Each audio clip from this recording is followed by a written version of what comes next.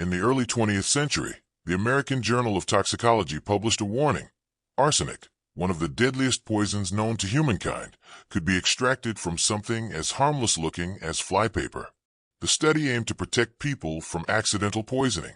But thousands of miles away, in a remote Hungarian village called Nagyrév, that same method was already being used, not by scientists, but by a quiet network of women who were killing.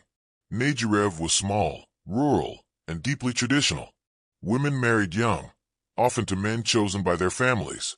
Once married, there was no real way out.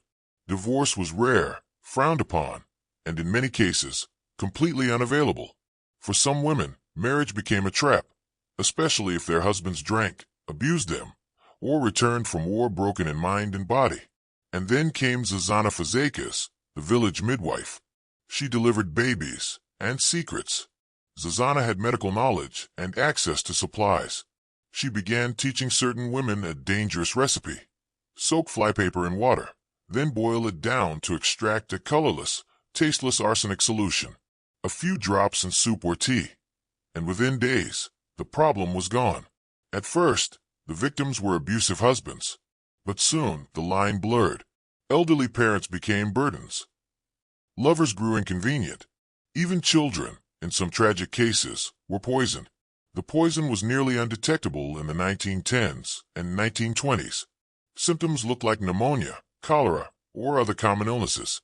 Death certificates were signed without suspicion.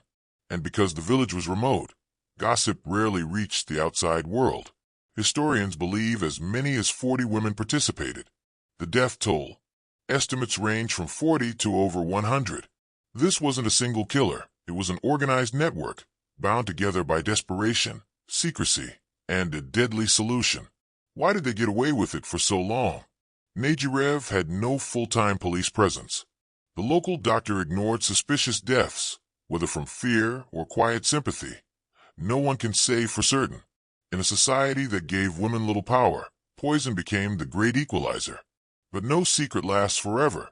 By the late 1920s, outsiders noticed that Nagyrév had an unusually high death rate among men. Rumors spread. An official investigation began. Graves were opened. Bodies were tested. And the results were undeniable. Arsenic. One by one, women were brought in for questioning. Some confessed under pressure.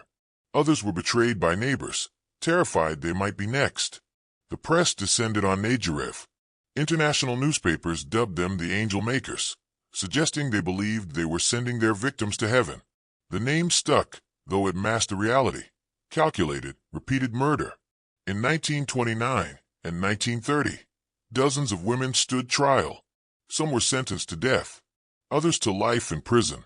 And Zuzana Fazekas, the alleged mastermind? She avoided the gallows by drinking her own poison before sentencing. The trials gripped the public. To some, these women were cold-blooded killers. To others, they were victims of a cruel system that left them no legal way out of abuse. The truth, as always, lay somewhere in between, part tragedy, part horror. Imagine an entire community knowing who had killed whom and staying silent. Imagine every cup of tea, every bowl of soup, carrying an unspoken threat. That was Nagyrév for over a decade.